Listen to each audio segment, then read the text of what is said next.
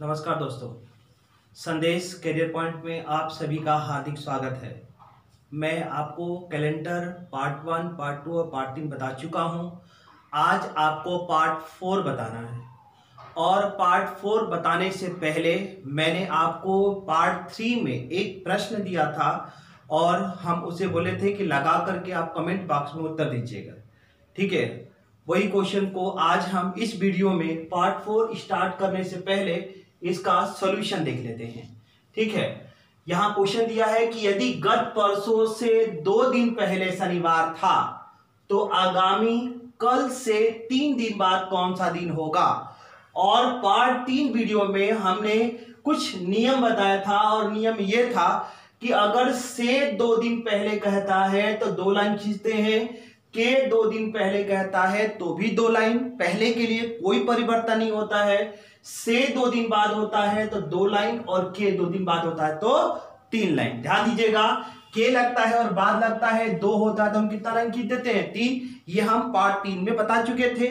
ठीक है, अब हमको यहां करना क्या होगा, इस प्रश्न को सॉल्व करना है ना। तो आइए देखते हैं। इस क्वेश्चन को लगाने से पहले हमने ये कहा था कि इस तरह का जो भी प्रश्न होगा सबसे पहले आप आज को लिख लेंगे। ठीक है ना, और आज को जब लिख लेते हैं तो यहां गत परसों, गत का मतलब पिछले वीडियो में बता चुका हूं, गत परसों का मतलब होता है क्या, बीता हुआ परसों। ठीक है ना, बीता हुआ परसों। यहां क्वेश्चन दिया है यदि गत परसों से 2 दिन पहले जाना है तो आज से पहले बीता कल होता है और इससे भी 1 दिन पहले की बात आते हैं तो ये क्या होता है, गत परसों। और ध्यान दीजिएगा, गत परसों से 2 दिन पहले लेने के लिए बोल रहा है तो यहां अगर हम 2 दिन पहले आएंगे तो 1, 2, ये 2 आएगा ना। और लिखा है कि गत परसों से 2 दिन पहले शनिवार था, इसका मतलब यह है कि गत परसों से 2 दिन पहले यहां क्या लिख लेंगे, शनिवार। तो क्वेश्चन क्या दिया हुआ है, तो आगामी कल, आगामी का मतलब हम बता चुके हैं आने वाला। आगामी कल का मतलब होता है आने वाला कल। ठीक है ना। अब यहां अगर हम आगामी कल लिखते हैं तो आज के तुरंत बाद ये आपका क्या होता है, आगामी कल। ठीक है ना। और आगामी कल देखिए यहां से लगा है और बाद लगा है। अगर से लगता है और बाद लगता है 2 होगा तो 2 लाइन, और अगर 3 लिखा होगा तो 3 लाइन ना। तो यहां पर आपको करना क्या होगा, आगामी कल से 2 दिन बाद है, सॉरी 3 दिन बाद है तो यहां पर 1, 2, 3 लाइन। ठीक है ना। अब हमको करना क्या होगा कि यहां से गिन के देखिए कि यहां तक कौन सा दिन आ रहा है। तो अगर यहां शनिवार होता है तो रवि, सोम, मंगल, बुध, बृहस्पति, शुक्र, शनि और रविवार ना, ये इसका उत्तर आएगा। और कमेंट बॉक्स में सभी बच्चों ने लगभग इसका सही उत्तर दिया था कि इसका आंसर क्या होगा, रविवार होगा। ठीक है ना। अब हम कैलेंडर में आगे चलेंगे पार्ट 4। ठीक है ना, क्योंकि यहां तक तो हम करा चुके थे, ये प्रश्न आपको दिए थे लगाने के लिए।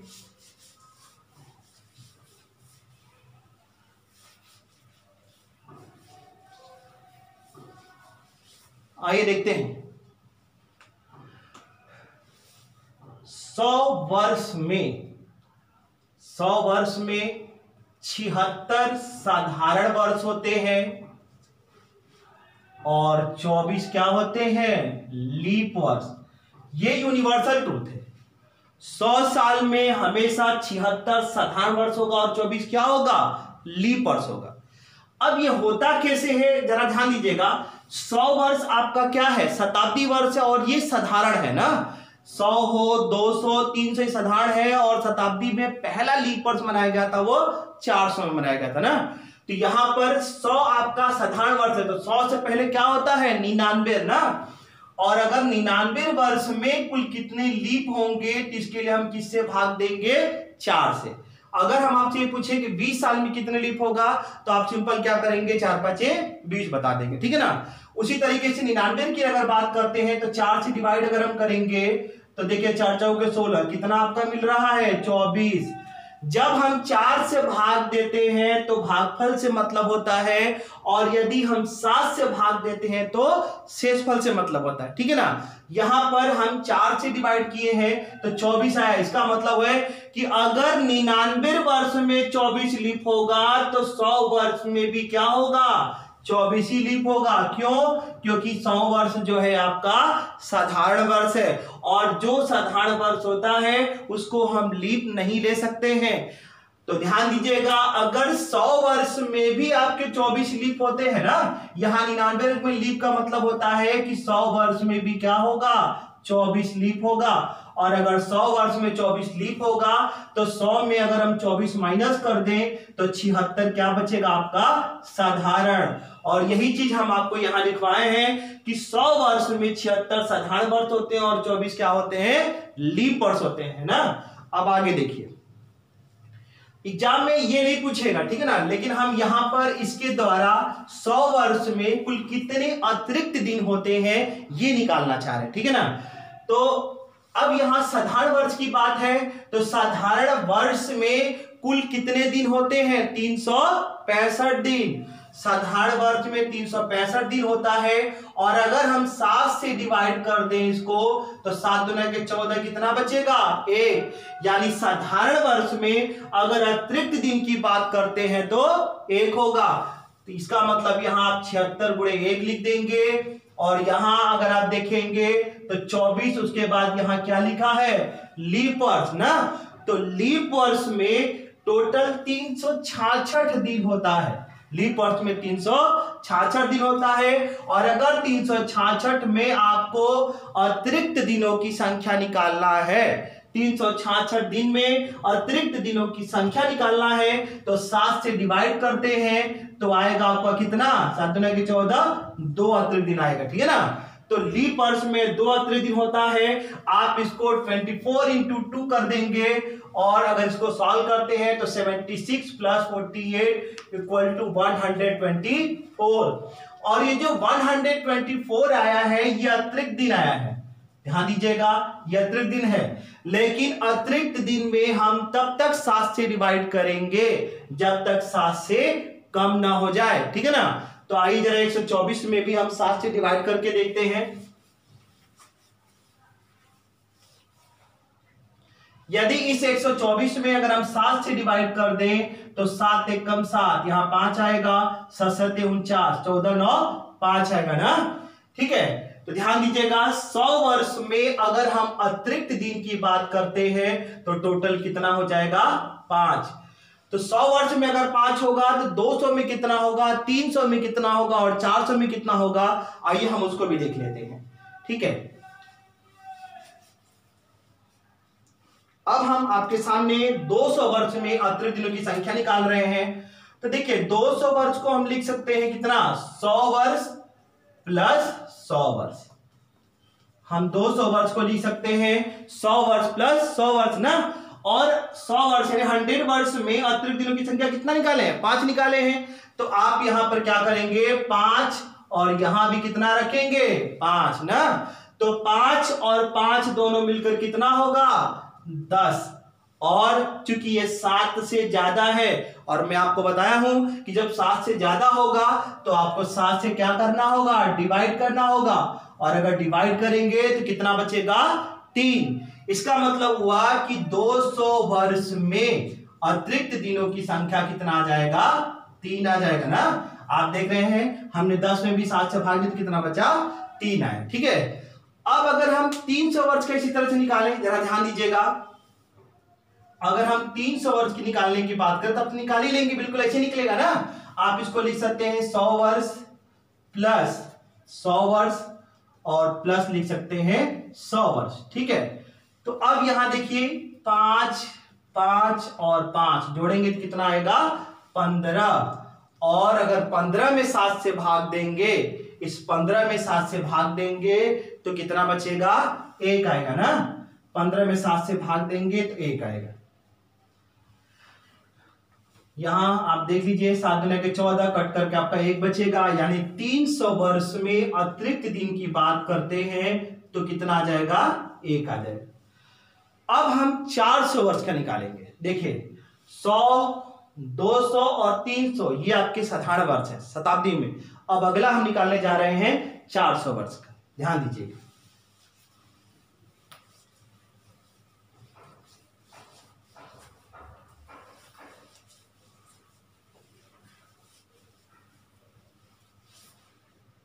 आइए 400 जरा निकालते हैं। आप इसी तरीके से 100 प्लस 100 प्लस 100 और प्लस 100 लिख सकते हैं ना। इन सब को जोड़ेंगे तो 400 वर्ष की क्या होगा, बराबर होगा। अब आपको करना क्या होगा कि 100 में 5 निकाल चुके हैं, इसमें 5 रखिए, यहां भी 5 और यहां भी।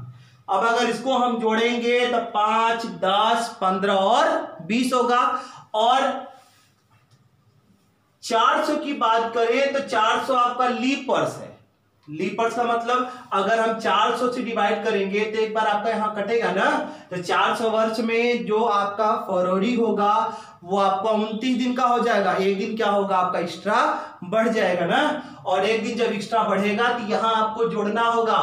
अब आपके मन में प्रश्न ये आ रहा होगा कि 100 और 200 और 300 जो हम पिछला निकाले थे तो वहां हम +1 क्यों नहीं जोड़ रहे थे। हम इसलिए नहीं जोड़ रहे थे क्योंकि 100, 200, 300 आपका साधारण होता है, वहां फरवरी सिर्फ 28 की होती है। लेकिन अगर 400 वर्ष की बात करते हैं तो ये एक लीप वर्ष है, यानी फरवरी आपका क्या होगा, 29 दिन का होगा। तो एक आपका जो एक्स्ट्रा है रहा है ना, तो वो हम यहां पर क्या करेंगे, जोड़ देंगे, ठीक है ना। और अगर 20 में हम 1 जोड़ते हैं तो कितना आएगा, 21 आएगा।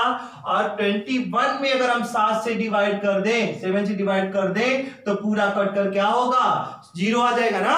और 0 आ गया तो इसका मतलब होगा कि 400 वर्ष में अतिरिक्त दिनों की संख्या बात करते हैं तो कितना होगा, 0, ठीक है ना। अब आइए आगे देखते हैं।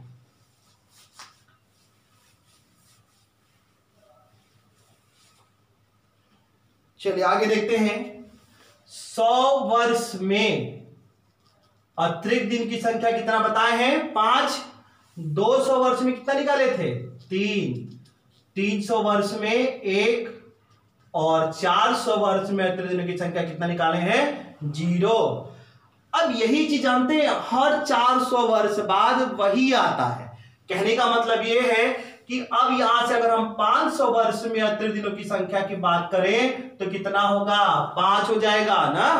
600 वर्ष की बात करते हैं तो यहां पर कितना होगा, 3 हो जाएगा। उसी तरीके से 700 वर्ष की बात करें तो 1 होगा। और 800 वर्ष की अगर हम बात किया जाए तो कितना होगा, 0। अब अगर मन में आपका प्रश्न ये आ रहा होगा कि 100 में 5 लिखे हैं, 500 में 5 हम कैसे लिख दिए, ठीक है ना। तो देखिएगा यहां हम 500 को पिछले जैसे बताए थे वैसे लिख सकते हैं, ठीक है। 100 प्लस 100 ऐसे लिख दीजिए, या आप क्या कर सकते हैं, 100 प्लस 400 लिखेंगे तो भी आपका क्या होगा, 500 के बराबर होगा ना। अब 100 वर्ष में अगर आप 5 निकाल चुके हैं तो यहां 5 रख दीजिए, और 400 में 0 निकाले हैं तो यहां प्लस 0 कर देंगे।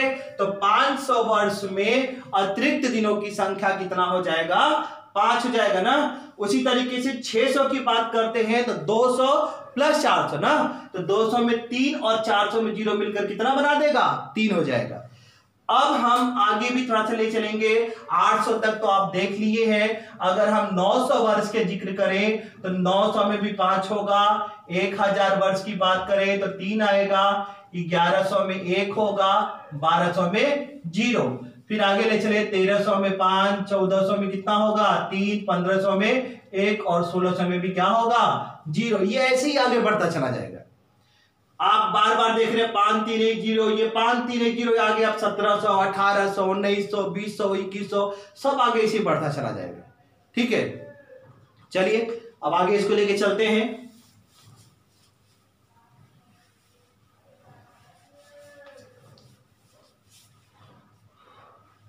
आप इसमें पहले देख रहे थे शताब्दी वर्ष, चलिए यहां शताब्दी वर्ष ले रहे हैं। उसके बाद शताब्दी वर्ष में आपने अतिरिक्त दिनों की संख्या देखा, और अतिरिक्त दिनों की संख्या से ही आपको क्या करना होगा, शताब्दी वर्ष का अंतिम दिन देख सकते हैं कि किसी भी शताब्दी वर्ष का अंतिम दिन क्या हो सकता है। पहले हम 100 का निकाले हैं। अगर हम 100 वर्ष की बात करें तो यहां अतिरिक्त दिन कितना निकला था, 5। और हम आपको कोड बताए थे, 1 पे सोमवार बताए हैं, 2 पे मंगलवार, 3 पे बुधवार, 4 पे बृहस्पतिवार और 5 पे क्या होगा, शुक्रवार हो जाएगा ना। 5 पे शुक्रवार। इसका मतलब हुआ कि पहली शताब्दी वर्ष का जो अंतिम दिन था वो शुक्रवार था। अब ये मन में आपके आ रहा होगा कि अंतिम दिन अगर ये शुक्रवार है तो प्रथम दिन क्या होगा। तो ध्यान दीजिएगा, आगे हम प्रथम दिन भी आपको बताएंगे ना। फिलहाल हम क्या करेंगे, अंतिम दिन देखते हैं ना। अब इसके बाद अगर हम 200 वर्ष की बात करें तो 200 वर्ष में 3 अतिरिक्त दिन निकाल चुके हैं ना। 200 में हम 3 निकाल चुके हैं और 3 पे क्या होगा, सोम मंगल और बुधवार आएगा ना। और 300 वर्ष का जिक्र करें तो 300 में 1 अतिरिक्त दिन आप निकाल चुके हैं और 1 का मतलब क्या होगा, सोमवार होगा। और 400 में देखें तो 0 निकला अतिरिक्त दिन और 0 का मतलब क्या हो जाएगा, रविवार। यहां से प्रश्न एग्जाम में बनते हैं और रीजनिंग के हर किताब में आपको यहां से प्रश्न दिखाई देगा कि निम्नलिखित में से कौन सा शताब्दी वर्ष का अंतिम दिन हो सकता है, या यह भी पूछेगा कि निम्नलिखित में से कौन शताब्दी वर्ष का अंतिम दिन नहीं हो सकता है। इन चारों में से कोई एक आपको ऑप्शन देगा और वो आपको सही ऑप्शन उसमें से आपको ढूंढना होता है। और ये तब आप कर पाएंगे जब इसकी आपको क्या होगा, जानकारी होगा ना। ध्यान दीजिएगा, प्रश्न कैसे देगा, क्वेश्चन यहां से उठाएगा, निम्न में से कौन सा शताब्दी वर्ष का अंतिम दिन हो सकता है। और ऑप्शन आपको 4 देगा, ध्यान दीजिएगा, ऑप्शन 4 कर देगा। ऑप्शन ए कर दिया मंगलवार, ठीक है, बी लिख दिया आपका जो है बृहस्पतिवार, सी सोमवार और डी कर दिया आपका शनिवार। ये 4 ऑप्शन आपको इस तरह से दे दिया ना। तो अब आप देखेंगे यहां मंगलवार की बात है तो यहां कहीं मंगलवार है, नहीं लिखा हुआ है। बृहस्पतिवार की बात करते हैं तो इसमें कहीं बृहस्पतिवार है, वो भी नहीं दे रखा है ना। और अगर सोमवार की बात करते हैं तो यहां आपका सोमवार दे रखा है ना। और शनिवार की बात करते हैं तो यहां शनिवार आपका नहीं दिया हुआ है। यानी सही आंसर की बात करते हैं तो ऑप्शन क्या होगा, सी हो जाएगा, ठीक है। इसी तरीके से अब शताब्दी वर्ष का जरा प्रथम दिन भी देख लिया जाए। अंतिम दिन तो आप देख ही लिए हैं, ठीक है। जरा प्रथम दिन कैसे निकालते हैं हम ये भी देख लेते हैं।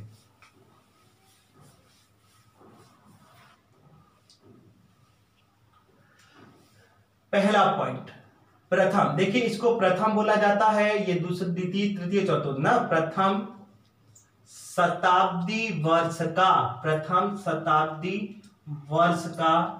प्रथम दिन। प्रथम शताब्दी वर्ष का प्रथम दिन क्या होगा, ये आपको हम पहले ही बता चुके हैं कि 1 जनवरी सन 1 ईस्वी को सोमवार आधार माना गया था। जीसस क्राइस्ट के जन्मदिन को लेकर के उसको आधार माना गया था, ठीक है ना। तो ये देखिए ज्ञात है ना, क्योंकि 1 जनवरी सन 1 ईस्वी मतलब दिन की जो शुरुआत की गई थी वो किससे की गई थी, सोमवार से। यानी अगर एग्जाम में प्रश्न पूछता है कि प्रथम शताब्दी वर्ष का प्रथम दिन कौन सा होगा, तो आप इसका उत्तर क्या लिखेंगे, सोमवार। अब हम प्रथम शताब्दी वर्ष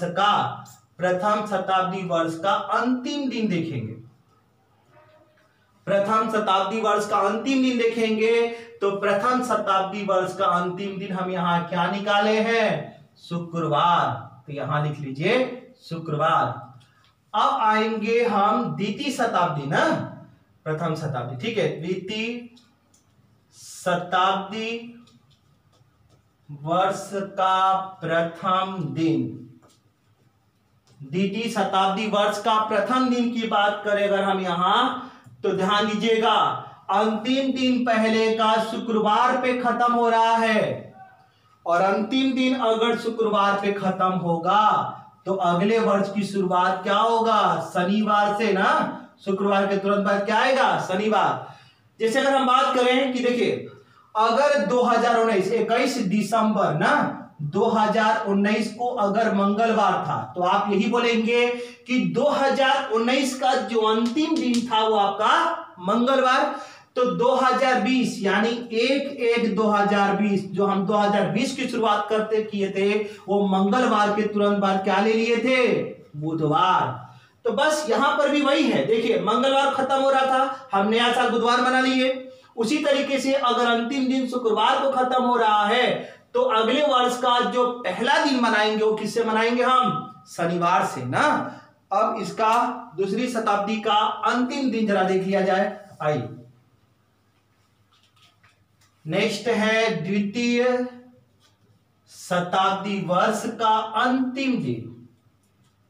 तो द्वितीय शताब्दी वर्ष का अंतिम दिन का अगर जिक्र करते हैं तो ये आप निकाल चुके हैं क्या, बुधवार। तो आप यहां पे लिख देंगे बुधवार। अब तृतीय शताब्दी की बात करते हैं। तृतीय शताब्दी वर्ष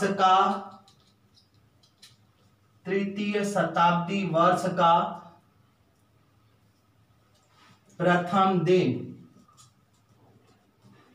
देखिए तृतीय शताब्दी वर्ष का प्रथम दिन, चूंकि देखिए शुक्रवार के बाद हम अगला शनिवार शुरुआत किए थे ना, अब अंतिम अगर बुधवार पे खत्म हो रहा है तो शुरुआत बुधवार के तुरंत क्या हो जाएगा, बृहस्पतिवार थे ना। अब तृतीय शताब्दी वर्ष का अंतिम दिन जरा देख लिया जाए, अंतिम दिन। तो तृतीय शताब्दी वर्ष का अंतिम दिन यहां लिखा गया है क्या, सोमवार। तो आप यहां पे लिख लेंगे सोमवार। अब चौथा, चतुर्थ शताब्दी वर्ष का प्रथम दिन। तो चतुर्थ शताब्दी वर्ष का प्रथम दिन क्या होगा, आप बताइए। अंतिम दिन कहां खत्म हो रहा है, सोमवार पे ना। तो अब शुरुआत किससे हो जाएगी, मंगलवार से। और अगर हम चतुर्थ शताब्दी वर्ष का अंतिम दिन की बात करते हैं, ध्यान दीजिएगा अंतिम दिन ना, तो अंतिम दिन आप निकाल चुके हैं, क्या आया है, रविवार। तो यहां पर लिख लीजिए रविवार। तो ये आपने देखा, प्रथम दिन और अंतिम दिन अगर निकालना हो तो आप कितनी आसानी से इन चीजों से निकाल सकते हैं। और अगर आपको इसकी जानकारी है तो इस टाइप का प्रश्न आपसे गलती नहीं होगा। ध्यान दीजिएगा, कंपटीशन दिन पे दिन टफ होता जा रहा है, और अगर टफ हो रहा है तो इसका मतलब यह हुआ कि अब आपको पूरे चैप्टर का निचोड़ आना जरूरी है।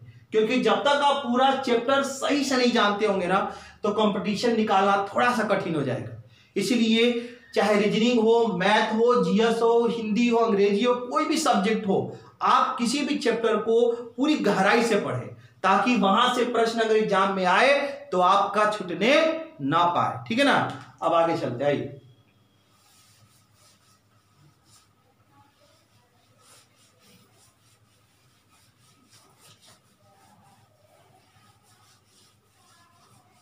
यहां तक अब आप देख लिए हैं। अब हम आपको क्या करेंगे, दिन और तारीख निकालना लेके चलेंगे। लेकिन दिन और तारीख से पहले शुरुआत करते हैं चेंज इन डेट। पहले हम तारीख में परिवर्तन कराएंगे, फिर मंथ में परिवर्तन कराएंगे, फिर डेट और मंथ में कराएंगे, उसके बाद ईयर, फिर तीनों को एक साथ लेके चलेंगे, डेट, मंथ, ईयर। जैसे अगर डेट में परिवर्तन की बात कर दे हम, तो प्रश्न देखिए कैसे हम दे रहे हैं आपको।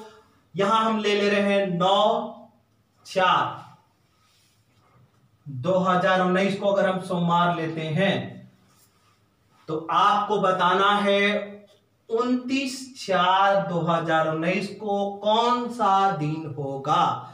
ध्यान दीजिएगा, 9/4/2019 को सोमवार ले रहे हैं तो आपको 29/4/2019 को बताना कौन सा दिन होगा।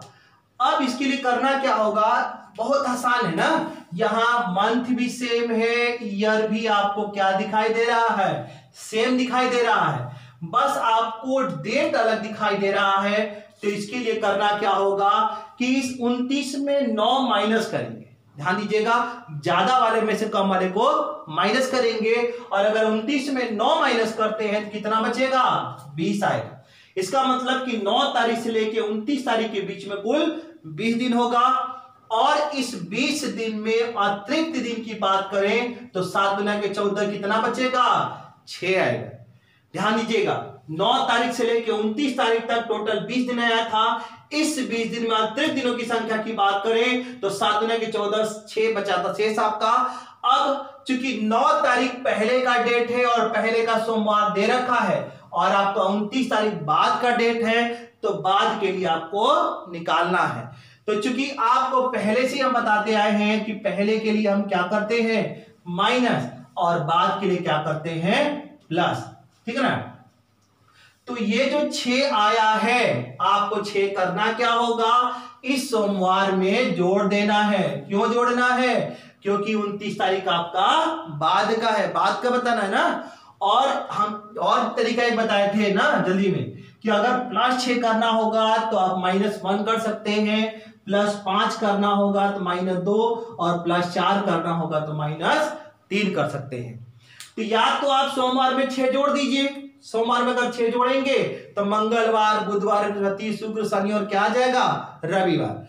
या आप जल्दी से सोमवार में 1 माइनस करेंगे, क्योंकि +6 करना होगा तो जल्दी से क्या कर सकते हैं? -1। और सोमवार में अगर हम -1 करेंगे तो उत्तर क्या मिलेगा हमको? रविवार। इसका मतलब ये हुआ कि 9 अप्रैल 2019 को अगर सोमवार हम मान लें तो 29 अप्रैल 2019 को क्या उत्तर मिल जाएगा? रविवार। ठीक है ना? अगला क्वेश्चन,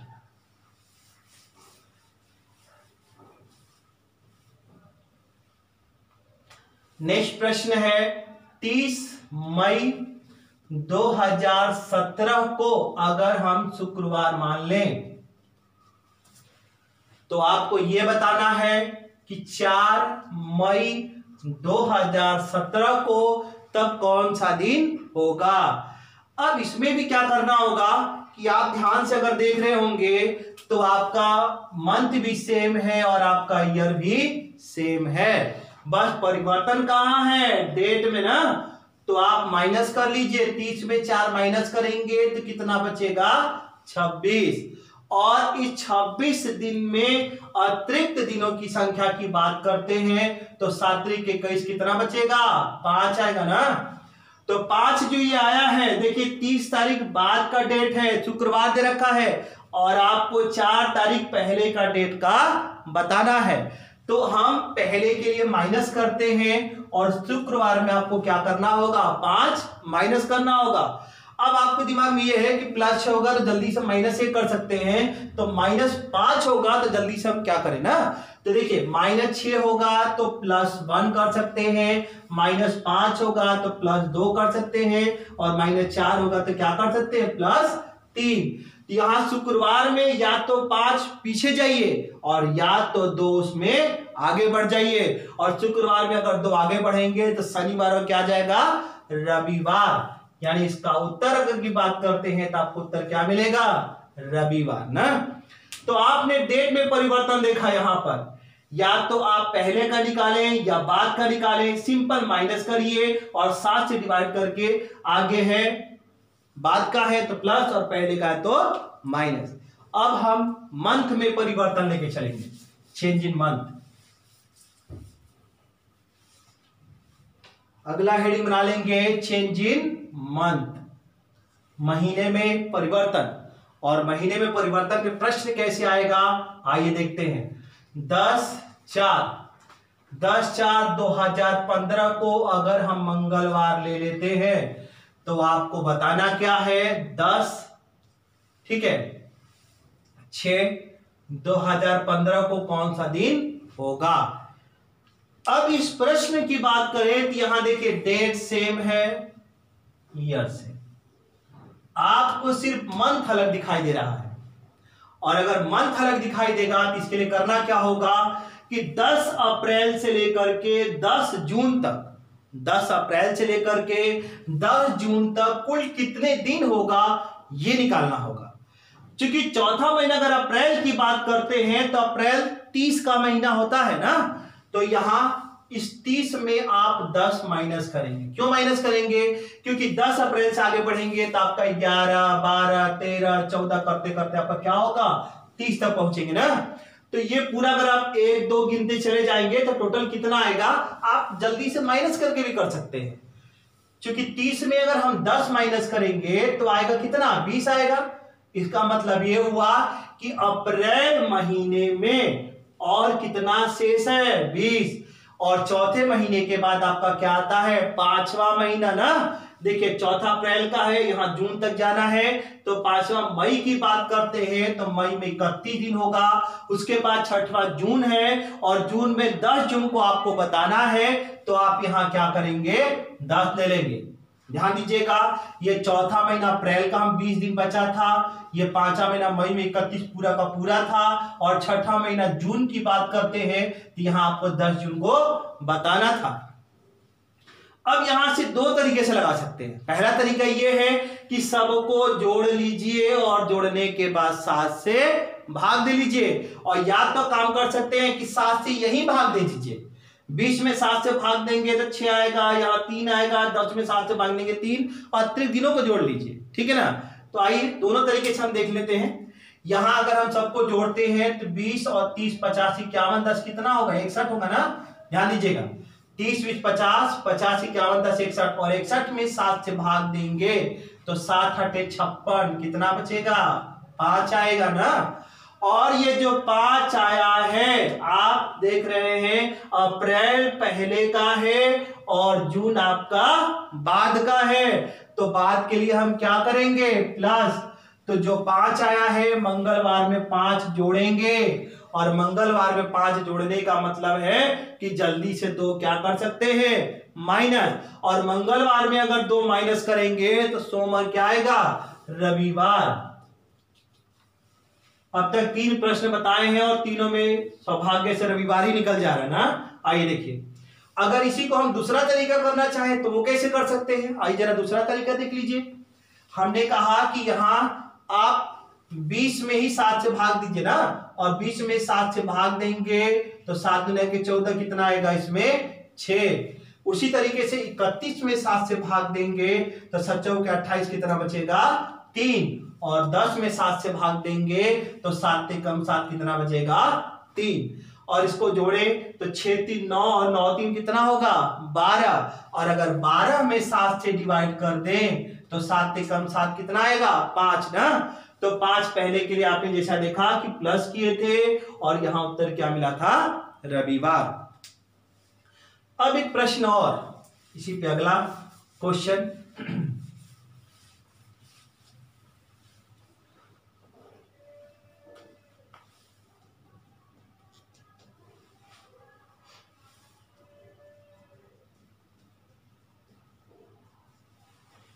12/7/2013 को रविवार ले रहे हैं, तो आपको प्रश्न बताना है 12/5/2013 को कौन सा दिन रहा होगा। अब यहां इस क्वेश्चन को सॉल्व करना है ना, बिल्कुल उसी तरीके से। आइए देखिए, यहां डेट सेम है, ईयर सेम है। ध्यान दीजिएगा, तारीख सेम और ईयर, यहां वर्ष भी आपका सेम। बस आपका मंथ देखेंगे तो यहां दोनों अलग दिखाई दे रहा है। इसका मतलब करना क्या होगा, ध्यान दीजिएगा। मैं क्वेश्चन जो बताता हूं कम से ज्यादा की तरफ जाता हूं। पहले मई आएगा, तब 7वां महीना आपका जुलाई आएगा। और मई महीने की बात करेंगे तो मई में कितने दिन होते हैं, 31 दिन। तो 31 में 12 माइनस करेंगे। क्यों माइनस करेंगे, क्योंकि 12 तारीख से लेकर के 31 तारीख के बीच में कुल कितने दिन आ रहे हैं, 31 में अगर 12 माइनस कर लेते हैं तो 11 2 9 आएगा, और यहां 19 ना। तो इसका मतलब मई में हम कितना ले लिए, 19 ले लिए ना। और इसके बाद 6वां महीना जून का होता है, और जून में कितने दिन होते हैं, 30 दिन ना। तो आप यहां पर जून का ले लीजिए 30। और 7वां महीना जुलाई, जुलाई में क्या लेना है, 12 लेंगे। ध्यान दीजिएगा, नीचे से चल रहे ना, तो हम 12 ही लेंगे। यहां जुलाई का 12 ले लीजिए, क्योंकि एक बार तो हम यहां माइनस कर चुके हैं ना, यहां 12 ले लीजिए आप। ठीक है, तो जुलाई में हो जाएगा 12। अब या तो आप तीनों को जोड़कर 7 से डिवाइड कर लीजिए, या तो आप जैसे मैंने बताया नहीं था अलग अलग डिवाइड कर लीजिए। 19 में 7 से भाग देंगे, 7 दूना 14 5 आएगा, यहाँ 2 आएगा, और यहाँ पर कितना, 7 से कम 7 5 5 आएगा। ठीक है, तो 19 में 7 से भाग दिए, 7 में 14 5 हुआ, 7 चौका 28 2 आया, 12 में 7 से भाग देने में कितना आया 5, तो 5 5 10 2 12, और 12 में अगर हम 7 से डिवाइड करेंगे तो 7 से कम 7 कितना आएगा 5। चूंकि देखिए ये 12 7 है, बाद का दे रखा था रविवार और आपसे पहले का जानना चाहता था, तो पहले के लिए हम क्या करेंगे माइनस ना, क्योंकि 12 मई पहले का निकाला तो रविवार में 5 हम माइनस करेंगे। अब आप सोच रहे होंगे कि हम नीचे से ऊपर जा रहे हैं, तो वो चीजें नहीं है ना, आपको जो निकालना है वो ध्यान देने की बात है। यहां बाद का जुलाई का रविवार दे रखा था और मई पहले का पूछ रहा था, तो पहले के लिए क्या करते हैं माइनस, और रविवार में अगर 5 माइनस करने की बात करते हैं तो जल्दी से इसमें हम +2 कर सकते हैं, और रविवार में अगर 2 जोड़ेंगे तो सोम और मंगलवार आएगा। इसका मतलब ये हुआ कि अगर इस दिन की बात करते हैं तो आपको क्या होगा मंगलवार मिलेगा। ठीक है, इसी तरीके से मंथ में परिवर्तन वाले पे लगाना है। अब हम लेके चलेंगे जहां डेट और मंथ दोनों में परिवर्तन हो ना, तो अगला हेडिंग बना लेंगे change in date and month.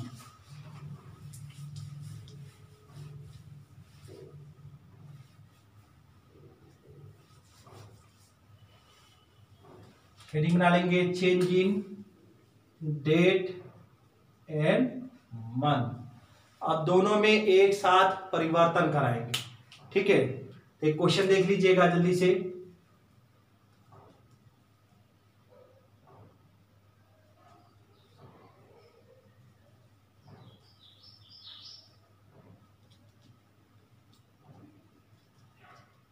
ये हमने प्रश्न ले लिया।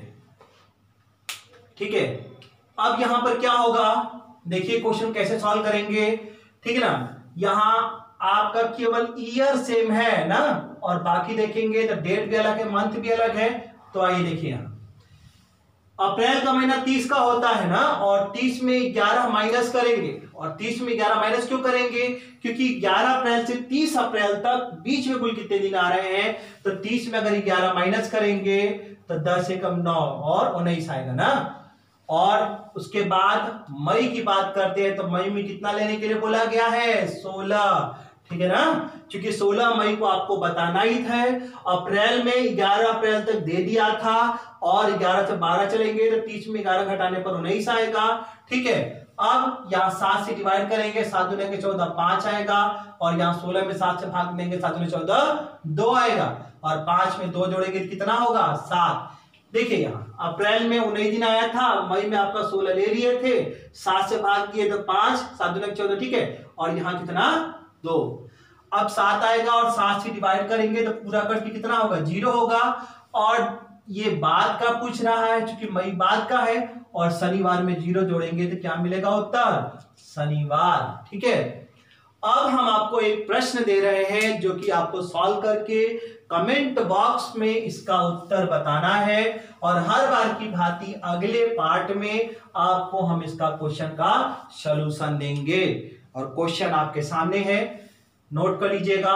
18/3/2019 को अगर हम मंगलवार ले लेते हैं तो आपको बताना क्या है 27/6/2019 को बताना है। इस क्वेश्चन को सॉल्व करके कमेंट बॉक्स में इसका उत्तर आपको बताना है। तो आज के लिए इतना ही हम रहने देते हैं, बाकी जो कुछ बचा हुआ है वो इसके कैलेंडर के पार्ट 5 में लेकर चलेंगे, और आप तब तक इतना रिवीजन करते रहिए। ठीक है, इसको नोट्स बनाते चलिए, और जहां कहीं भी समस्या आता है तो आप मुझे कमेंट बॉक्स में कमेंट करके बता सकते हैं। मैं प्रयास करूंगा कि उसके अगले वीडियो में उसका सलूशन दे सकूं। ठीक है ना, तो आज के लिए फिर इतना ही रहने दीजिए।